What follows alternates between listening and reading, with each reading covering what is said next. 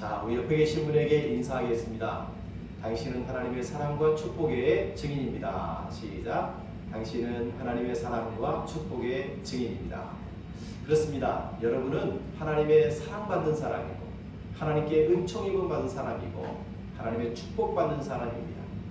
그리고 그것을 증거하고 나눠주는 축복의 통로가 되시기를 소망합니다. 2021년 한 해 동안 하나님께서 여러분과 함께 하셔요. 그러니까 두려워하지 말고 용기 내어서 내가 하나님의 사랑받고 은혜 입고 축복받은 사람임을 확신하고 그 받은 은총과 사랑과 축복을 나눠주고 전하는 축복의 통로가 되시기를 축복합니다. 여러분, 사람에게는 그의 됨됨이가 있죠. 사람에게는 인격이 있고 사람에게는 그의 품격이 있습니다. 근데 사람의 인격이라고 하는 것은 말에도 묻어나지만 행동으로도 묻어나죠. 그러나 이 두 가지가 불일치할 때 그의 인격은 좋은 것이 아닙니다. 인격이란 말과 행동이 하나 될 때 거기서 참 인격이 느껴지게 되죠. 여러분, 오늘 본문 말씀에 보면 보아스의 말과 또 보아스의 행동을 볼 수 있습니다. 오늘 본문 10절부터 18절까지 나오는 이 보아스의 말과 그의 행동은 어쩌면 하나님의 모습을 보여주는 것이고 동시에 하나님의 백성, 하나님을 믿는 사람들 또한 어떤 인격과 품격을 가져야 되는지를 보여주는 아주 중요한 부분이라고 생각합니다. 자, 마이크 소리를 조금만 좀 낮춰주시면 고맙겠습니다. 여러분, 오늘 우리가 읽었던 본문 중에 10절부터 13절은 이 보아스의 발치에 누워있는, 그러면서 당신의 옷자락을 펴서 여종을 덮어주십시오라는 이 룻의 요청에 대한 보아스의 답변을 기록해 주고 있습니다.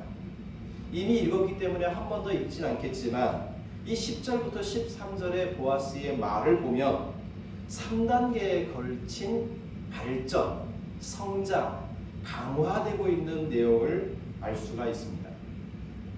여러분, 10절부터 11절에 보면 보아스는 룻을 향하여 축복하고 그의 헤세드와 그의 사랑을 격려해주고 있음을 알게 됩니다. 여호와께서 너에게 복 주시기를 원한다. 너가 가난하건 부하건 젊은 자를 따르지 아니하고 너가 처음부터 베푼 인애보다 점점 커져서 이제는 나중에 베푼 은혜가 더욱 크게 되었구나 라면서 이 룻의 헤세드를, 그의 인애를 칭찬해주고 있는 것을 봅니다. 룻은 남편을 잃고 친정으로 돌아갈 수 있었습니다. 친정으로 돌아가면 얼마든지 매력적인 젊은 남자들을 만나 새로운 출발을 할 수 있었습니다. 하지만 홀로 된 시어머니를 버려두지 않고 오늘 룻은 어머니를 따라 베들레헴까지 왔습니다. 그리고 이삭을 주워가면서 어머니를 봉양했습니다. 기꺼이 늙은 어머니를 위해 자발적으로 자신의 젊은 청춘을 소모한 것입니다. 이것이 바로 룻이 베푼 첫 번째 인애, 헤세드였습니다. 그리고 어두운 밤 남자들의 공간인 타작마당에 내려가서 낯선 남자의 발치에 누워 그에게 청혼을 하라는 어머니의 요청을, 어찌 보면 도박 같은 이 위험천만한 일을 룻은 순종합니다. 그래서 시어머니의 요구대로 아주 100% 온전한 순종을 통해 오늘 보아스의 발치에 눕고 당신의 옷자락을 펴서 당신의 종을 덮어주십시오라고 청혼을 한 것입니다. 이처럼 위험하지만 기꺼이 부모님의 말씀에 순종하여 위험천만한 모험을 감행한 것이 오늘 룻이 보여준 마지막, 나중에 보여준 인애 헤세드였습니다. 이처럼 룻은 시종일관 헤세드의 모습으로 진심 어린 삶을 살고 있었습니다. 이런 룻을 보아스는 인정했습니다. 그러기에 이런 룻에게 하나님의 축복이 임하기를 진심 어림으로 축복합니다. 그러면서 내 딸아 내 딸아 하며 따뜻한 말로 위로해 줍니다. 너가 현숙한 여인인 줄 이 모든 성읍 사람이 알고 있다고 칭찬해 줍니다. 그러면서 두려워하지 말라고 나온 이 룻을 다시금 따뜻한 말로 보듬어 줍니다. 그러면서 보아스는 12절에 룻에게 여호와의 이름으로 축복하고 두려워하지 말라고 격려했지만 넘어야 할 장애물이 있다라고 알려줍니다. 나도 기업 물을 사람이지만 나보다 더 가까운 먼저 책임을 이행해야 될 또 다른 기업 물을 자가 있음을 알려주죠. 이것은 지금까지 알지 못했던 새롭게 등장한 문제 갈등 요소가 될 수 있습니다. 보아스는 이 새롭게 등장한 문제를 어떻게 해결하고 자신이 기업 물을 책임을 이행할 것인지를 13절에서 밝혀줍니다. 13절을 가만히 들여다보면 보아스는 룻의 결혼 청혼을 받아들이기 위해서는 자신보다 더 가까운 사람이 먼저 기업 물을 자로서 책임을 이행할 것인지 아닐 것인지가 결정되어야 된다고 이야기하는 것 같아요. 만약 그 사람이 책임을 이행하겠다고 하면 좋은 일이지만 만약 그가 책임을 이행하지 않는다고 거부하고 부정한다 할지라도 염려하지 말라는 겁니다. 왜? 자신이 살아계신 여호와의 이름으로 맹세하건대 내가 책임을 이행하겠다고 약속해주죠. 그러면서 아침까지 여기 편하게 누워 있으라고 다시 한번 룻을 보듬어 줍니다. 여러분 오늘 이 10절부터 13절의 내용을 보면서 우리는 보아스가 얼마나 따뜻한 사람인지를 느낄 수 있습니다. 그의 마음이 얼마나 부드럽고 넉넉한 사람인지를 알 수 있습니다. 보아스는 어두운 밤 두렵고 떨림 가운데 자신의 발치에 누운 룻을 밀쳐내지 않았습니다. 내 딸아 여호와께서 내게 복 주시기를 원한다. 진심 어린 축복의 말을 할 수 있는 사람이 보아스였습니다. 룻의 진심 어린 인애 점점 커져가는 룻의 햇새들을 거듭거듭 칭찬해 주었습니다. 두려워하고 떨고 있는 룻을 안타까운 마음으로 바라보며 정다운 말로 그를 다독거려 줍니다. 예상치 못한 문제가 있지만 자신이 해결해 줄 것이라고 자신이 책임을 이행할 것이라고 맹세하면서 두려워하는 룻의 마음에 확신을 심어줍니다. 그리고 편안히 여기 옆에 누우라고 다시금 그를 다정다감하게 말하고 품어주죠. 여러분 이런 보아스의 모습이요 우리 하나님의 모습 아닐까요? 하나님께서는 당신을 의지하고 당신에게 도움을 구하는 모든 사람들을 내치지 않습니다. 당신의 옷자락을 펴서 이 가련한 나를 덮어주십시오라고 하나님의 자비와 긍휼을 구하는 모든 사람들에게 하나님은 따뜻한 말과 따뜻한 손길과 그 책임감 있는 강한 마음으로 우리를 품어 주시는 거죠. 이런 하나님의 모습, 이런 보아스의 모습은 하나님의 백성인 우리도 동일하게 본받아야 될 모습 아닐까요? 때때로 말 한마디로 천냥빚을 갚는다고 합니다. 사람들에게 무엇인가 엄청난 선물을 보다도 그 사람의 따뜻한 말, 그 말이 우리의 마음을 위로하고 치료해주는 능력이 되기도 합니다. 여러분 그런 점에서 우리의 언어 생활은 참 귀하다고 생각해요. 그래서 신약 성경에도 보면 우리의 말에 소금을 치듯 은혜로운 말들을 하라고 요청합니다. 송곳처럼 날카로운 우리의 말이 아니라 은혜로 소금 치듯 하여 남들을 부드럽게 품어줄 수 있는, 남들을 맞닥이 품어줄 수 있는 그런 언어, 그런 언어가 우리 모두의 언어가 되기를 소망합니다. 아내를 보면서 부정적인 것을, 남편을 보면서 좀 부족한 것을 질책하듯 이야기하는 것이 아니라 사랑하는 마음으로, 그의 부족을 내가 채워주고 싶은 마음으로, 그의 부족하고 연약한 모습을 내가 더 강하게 만들어주고 싶은 마음으로 부드럽게 위로하고 달래주고 품어주는 그런 우리 가족들 다 되기를 소망합니다. 우리 자녀들 다 미성숙하죠, 아직은. 그러나 완성된 게 아니잖아요. 믿음으로 그들의 미래를 바라보면서 너는 하나님의 사랑받는 사람이야. 너는 하나님의 은혜를 입은 사람이야. 너는 하나님의 축복을 받게 될 거야. 너는 하나님의 사랑과 축복의 증인이 될 거야. 이렇게 믿음의 말로, 축복의 말로 우리 가족을 품어가는 우리 믿음의 기쁨의 가족 다 되시기를 축복합니다. 아멘. 네, 그렇습니다. 아름다운 언어가 넘치는 그런 가정 되기를 소망합니다. 계속해서 본 말씀 14절부터 17절에 보면 이 보아스와 룻이 타작마당에서 나누는 대화의 마지막 모습을 보게 됩니다. 보아스는 앞선 13절에서 아침까지 여기 편하게 누워있어라 라고 권면했어요. 그런데 14절에 보면 아침이 아니라 14절에 보면 룻이 새벽에 일어나고 있음을 우리는 알게 됩니다.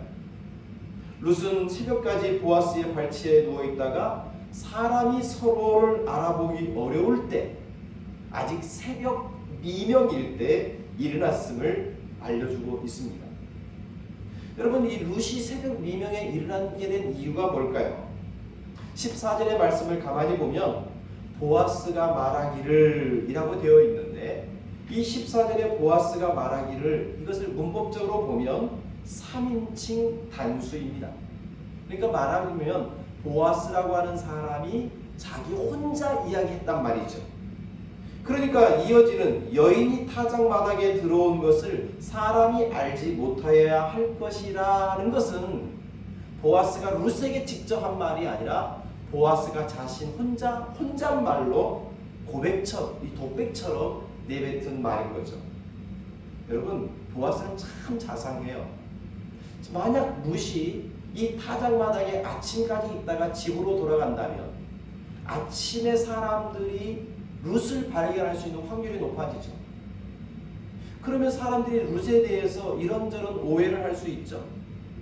그래서 보아스는 아침이 되기 전, 새벽, 그것도 어둑에서 사람을 알아볼 수 없을 그때에 룻을 깨워 집으로 돌려보내려고 하는 것입니다. 그런데 여러분, 보아스가 혼자 생각하기를 사람이 룻을 알아보면 안 되지 라고 생각한 이것은요, 보아스만의 생각이 아니었습니다.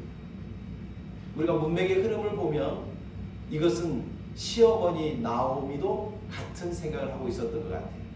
그래서 나오미가 처음 룻을 보아스에게 보낼 때 사람들이 다 잠잘 때 보아스가 잠자리에 들 때까지 기다렸다가 몰래 보아스에게 접근하도록 이야기하죠. 그리고 그 나머지 모든 것은 보아스가 다 알아서 해줄 거라고 룻에게 이야기합니다. 그랬더니 정말 보아스도 룻을 배려하고 룻을 품어주고 혹이라도 룻이 누군가에게 눈에 띄어서 오해를 일으킬 만한 소지를 아예 없도록 보아스는 매우 민첩하게 그리고 자상하게 룻을 배려하고 새벽 일찍이 그를 깨운 것입니다. 그런데 이 시점에 보아스는 룻을 그냥 빈손으로 돌려보내지 않았습니다. 15절의 말씀에 보면 보아스는 이렇게 말합니다. 보아스가 이르되 내 겉옷을 가져다가 그것을 펴서 잡으라 하며 그것을 펴서 잡으니 보리를 6번 되어 룻에게 지워주고 성읍으로 들어가니라. 보아스는 먼저 룻이 입고 온 겉옷을 가져오라고 합니다. 그리고 보리를 6번이나 겉옷에 담아 룻에게 지워주고 집으로 돌려보냅니다. 여기서 보아스가 룻에게 준 보리의 양이 얼마가 되는지는 알 수 없습니다.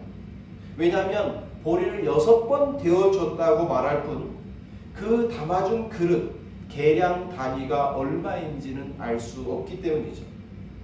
그런데 성경을 보면 이스라엘의 곡물을 담는 계량 단위가 4가지가 나옵니다. 이것을 현대식으로 환산해보면 이렇게 되어지죠. 사손이라고 하는 이 학자는 보아스가 사용한 그릇을 3번째인 세아일 것이다라고 주장합니다. 왜냐하면 호멜과 에바는 6번을 데워주고 나면 보아스의 선물처럼 792kg 내지는 79kg이 넘습니다.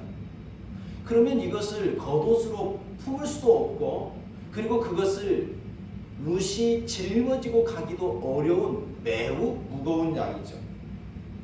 또한 오멜로 친다면 13.2kg 정도가 나오는데, 이것은 이미 룻기에서 보면 이 룻이 열심히 하루 동안 보리 이삭을 거두어 드린 것이 한 에바라고 했습니다. 이 한 에바는 거의 6오멜과도 거의 비슷한 용량이 되기 때문에 선물로 주었다고 보기에는 좀 작아 보이죠. 그래서 사손이라고 하는 분은 6세알을 되어서 줬을 거라고, 약 26kg의 곡물을 이제 룻이 짊어지고 집으로 돌아갔을 거라고 생각을 합니다. 근데 중요한 것은 그 보리를 얼만큼 가져갔느냐, 그 양이 중요한 것이 아니라 왜 이 보리를 선물로 주었느냐 하는 것입니다. 그 이유가 16절부터 17절에서 보면 간접적으로 확인해 볼 수가 있습니다. 우리 같이 한번 읽어볼까요? 시작. 룻이 시어머니에게 가니 그가 이르되 내 딸아 어떻게 되었느냐 하니 룻이 그 사람이 자기에게 행한 것을 다 알리고 이르되 그가 내게 이 보리를 6번 되어주며 이르기를 빈손으로 내 시어머니에게 가지 말라 하더이다. 룻이 집으로 돌아오자 나오미는 궁금하죠. 그래서 내 딸아 어떻게 되었느냐 라고 묻습니다. 그자 룻은 지난밤에 있었던 보아스의 말과 행동, 그의 모든 이야기들을 알려주면서 추가적으로 이렇게 이야기합니다. 그가 내게 이르되 이 보리를 6번 되어주면서 말하기를, 뭐라고 말합니까? 빈손으로 너의 시어머니에게 가지 말라고 보아스가 말했습니다 라고 하는 거죠. 그러니까 이 보리 6대는 시어머니 나오미에게 보낸 선물이었던 겁니다. 왜 이 보리를 6번 되어줬다고요? 이거는 룻에게 준 것이 아니라 시어머니에게 준 것입니다. 사실 룻과 이 나오미의 관계에서 보호자는 어떤 귀속 관계로 굳이 따지자면 룻을 소유한 사람이 시어머니 나오미죠. 지금 룻이 보아스에게 청혼을 한 것입니다. 이 청혼에 대한 답변으로서 나오미에게 보낸 것이 보리 6입니다.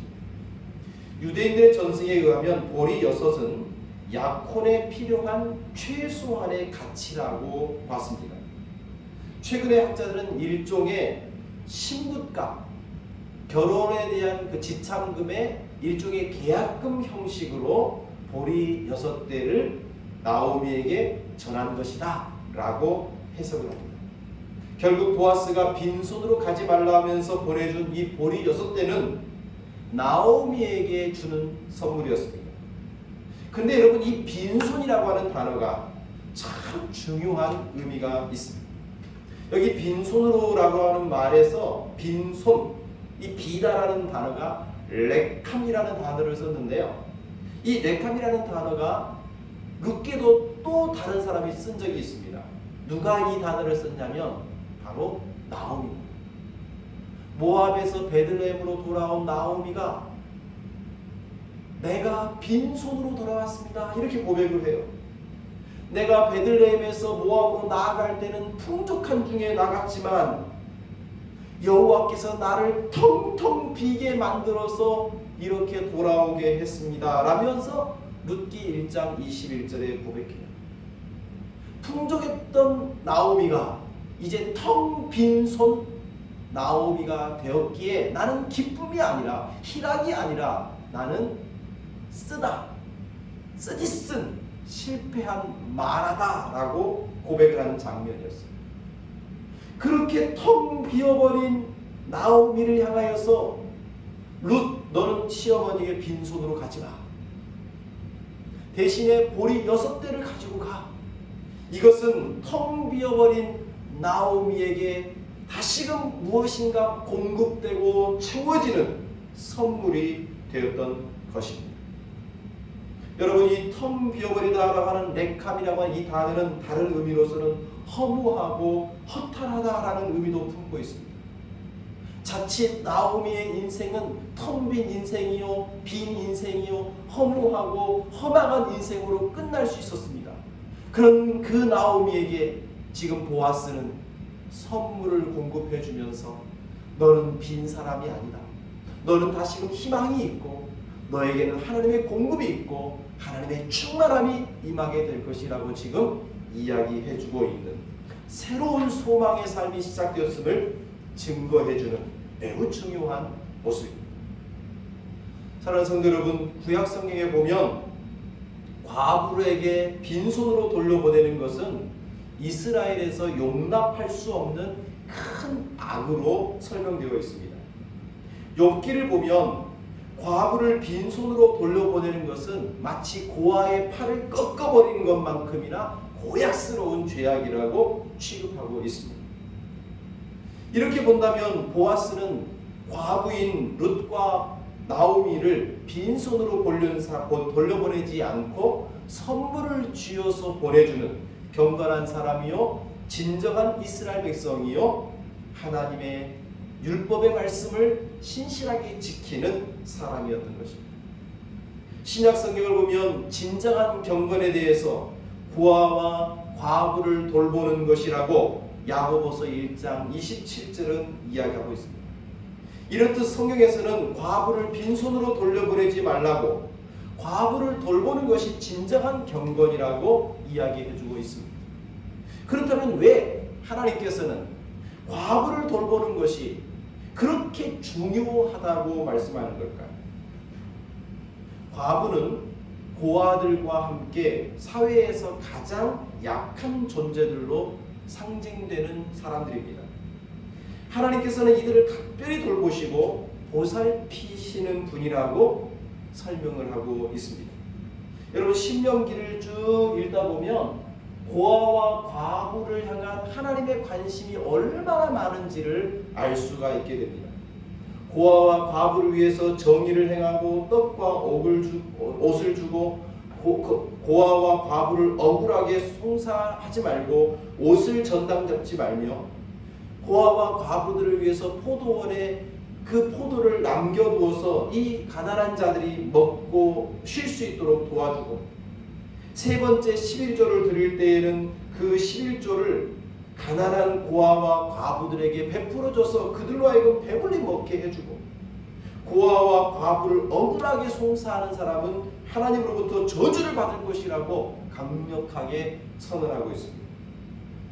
이런 의미에서 볼 때 여러분, 강자와 약자 사이에서 우리가 만약 중립을 지킨다는 이유로 아무것도 행하지 않고 가만히 있다고 하는 것은 실제적으로 강한 자의 편에 서는 행위입니다. 약한 자의 편에 지나치게 섰다고 느낄 때 바로 비로소 중립적인 태도를 가지고 있다라고 성경은 말하고 있는 것 같아요. 그래서 하나님께서는 과부와 고아의 편에 서겠고 그들을 도와주고 지켜주는 고아들의 아버지가 되고 과부의 남편이 되겠다고 이야기를 하고 있는 겁니다. 심지어 시편 68편에 보면 그의 거룩한 처소에 계신 하나님은 어떤 분이냐? 고아들의 아버지고 과부들의 정의를 실현해주는 재판장이다라고 이야기하고 있습니다. 실제로 이 시편 68편의 이 말씀 때문에 고아원을 처음 창설한 조지 뮬러, 이 기독교 역사에서 현대적인 고아원을 만들고 고아원을 운영했던 사람이 조지 뮬러인데요. 그가 이 시편 68편을 보면서 만약 하나님이 고아들의 아버지라고 한다면 자신은 고아들의 총무가 되어야 되겠다라고 고백하면서 고아원을 세우게 되었다. 여러분, 기독교 역사를 보면 성도들이 그리고 교회가 세상에 빛이 되고 소금인 사명을 감당할 때 선한 사마리아인처럼 어려움에 처한 사람들을 적극적으로 돌볼 때 바로 그때 교회의 부흥의 역사가 같이 돌아갔음을 알게 됩니다. 사도행전을 보면 초대 예루살렘 교회 성도들이 자신의 소유를 자기 것이라 여기지 않고 그것을 팔아다가 가난한 사람, 필요한 사람에게 나누어 줄 때, 그때 예루살렘은 대부흥을 맞이하게 됩니다. 초기 그리스도인들이 박해받고 피비린내 나는 순교의 제물로 죽어갈 때에도 기근을 당하고 어려움을 당한 이들을 위하여 기꺼이 자신의 물질 일부를 떼어서 구제하는 일들을 포기하지 않았습니다. 그럴 때 기독교는 서서히 밑으로 뿌리를 내릴 수 있었습니다. 로마 제국의 콜로라와 장티푸스와 같은 전염병이 창궐할 때 죽어가는 사람들을 밖에다 산에 들로 다 밖에 내다버렸습니다. 그때 그리스도인들은 그들을 자신의 집으로 데려다가 정성으로 간호하면서 그들을 살리기도 하고 때로는 그들과 함께 전염병에 같이 죽기도 했습니다. 그러나 그 이후에 기독교인들의 도움을 받아 사는 사람들은, 그들의 후예들은 절실한 그리스도인이 되었던 것이죠. 바로 이들 때문에 로마는 300년쯤 지났을 때 기독교를 국가의 종교로 승인하게 될 정도로 대부흥을 맞이하게 됩니다. 여러분, 영국의 산업혁명기에 흑사병이 창궐하여 부모를 잃은 아이들이 갈 곳 없이 떠돌아다녔습니다. 이때 교회는 고아원을 설립하고 교인들은 기쁨으로 자신의 재산을 기부했습니다. 그래서 이 서양의 기부 문화는 이때부터 굉장히 중요한 요소가 되었습니다.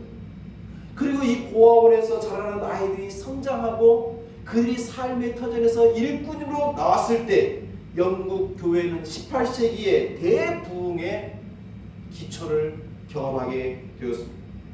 여러분, 우리 한국 사회도 마찬가지입니다. 복음을 들고 선교사들이 이 조선이라는 나라에 들어왔습니다. 조선이라는 나라에 들어와서 첫 번째 한 것이 병원을 세우는 거였습니다. 학교를 세우는 것이었습니다. 고아원을 생기는 것이었습니다. 가난하고 배움이 짧은 여성들을 교육을 시키는 것이었습니다. 여기서 수혜를 입은 사람들 중에 사회 각층의 지도자들이 나왔고 목회자들이 배출되었어요. 바로 이들 때문에 한국 교회는 전 세계에서 찾아볼 수 있는 이 가장 빠른 초고속 성장을 이룰 수가 있었습니다. 이처럼 교회가, 성도가 가난한 자들, 고아와 과부로 대변되어지는 사회적인 약자들 편에 서서 그들을 정성으로 섬길 때 교회는 반드시 부흥의 역사를 경험하고 있는 것. 그런 점에서 오늘 이 21세기 2021년을 살아가는 한국교회, 우리 교회가, 우리 성도들이 어떤 태도를 취해야 될지 우리는 보이는 거죠. 빈손으로 돌려보내지 말아라. 너의 시어머니에게 갈 때 빈손으로 가지 말아라. 이 보아스의 말은 오늘 우리가 귀를 담아 들어야 될 것입니다.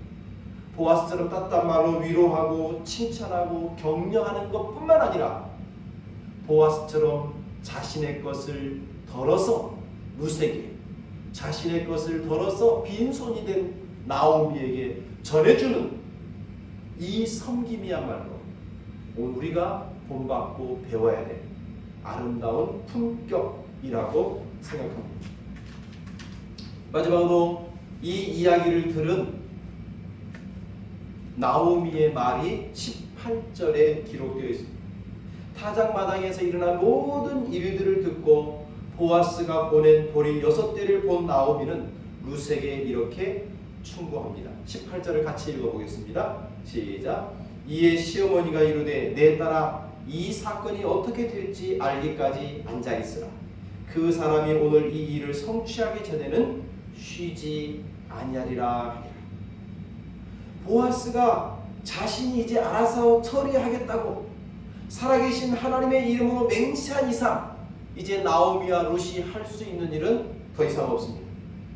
그래서 이 사건이 어떻게 될지 알기까지 가만히 앉아 있으라고 이야기하고 있습니다. 여러분, 여기서 이 사건이 어떻게 될지 알기까지 그랬거든요. 근데 이 알기까지라는 말이 또 다른 의미가 뭐냐면 떨어질 때까지예요. 떨어질 때까지. 그렇다면 이 모든 사건이 마지막에 어떻게 떨어지는지는 모르지만 그 떨어질 때까지 우리가 할 수 있는 것은 기다리는 것이다. 그러고 말하고 있는 거죠. 마치 여러분 우리가 하늘로 공을 높이 던져 올린 다음에는 우리가 할 수 있는 일이 뭐죠? 아무것도 없죠. 공을 집어 던졌으니까 이제 공이 어디에 떨어지는지 언제 떨어지는지만 기다리면 되는 거죠. 마치 이것은 우리가 최선을 다해 노력했다. 내가 열심히 노력했다. 내가 할 수 있는 모든 방법을 다 했다. 그리고 이제 모든 결과는 이제 공이 하늘에서 떨어지듯이 하나님께서 어떻게 일하시고 어떤 결과를 내실는지 믿고 맡기고 기다리자라는 하나님의 섭리를 믿는 나오미의 믿음이 여기에 들어가 있는 겁니다. 그렇게 보면 나오미는 열심히 계획하고 준비하고 실행하는 열심히 있는 사람인가 동시에 하나님의 섭리와 하나님의 역사를 믿고 기다릴 줄 아는 자신의 행동과 하나님의 섭리를 그 사이에서 아주 균형 잡힌 모습을 가진 여인이라고 알 수가 있습니다. 여러분, 나오미가 이렇게 이제 앉아서 쉬자, 앉아서 기다리자 말할 수 있었던 또 하나의 근거는 18절 마지막에 보니까 그 사람 누구죠? 보아스죠. 보아스는 이 일을 성취하기 전에는 쉬지 않을 사람이라고 나오미는 확신했던 것 같습니다. 보아스는 말만 하고 움직이지 않는 사람이 아니다. 보아스는 책임을 피하기 위해서 가만히 있는 사람이 아니다.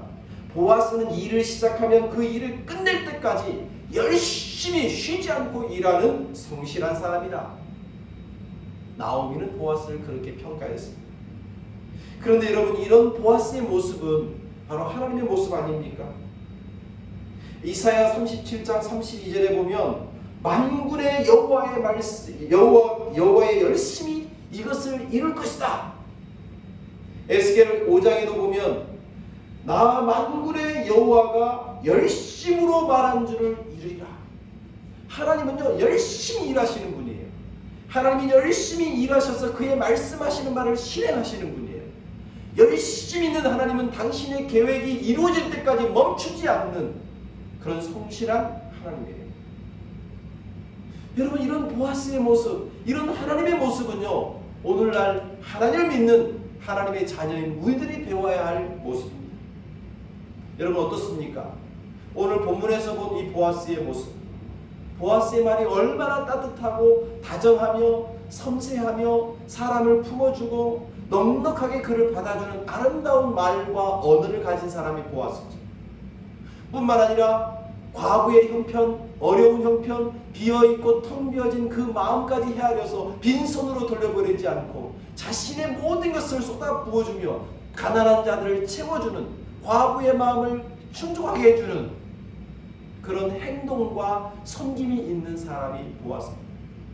뿐만 아니라 자신의 책임을 이행하기 위해서는 절대로 멈추지 않고 자신이 말한 바를 반드시 이행하고 그 모든 책임을 여호와의 이름으로 맹세하며 책임을 완수하려고 하는 이 성실한 보아스의 모습, 아름답죠? 이건 하나님의 모습이 그러합니다. 동시에 하나님을 믿는 백성들, 오늘 우리도 배워야 할 모습인 거죠. 2021년을 시작한 우리 모든 기쁨의 가족 여러분, 우리의 언어가 보아스처럼 따뜻한 언어의 사람 되기를 축복합니다. 보아스처럼 자신의 것을 나누어 줄 줄 아는 넉넉한 사람 되시기를 축복합니다.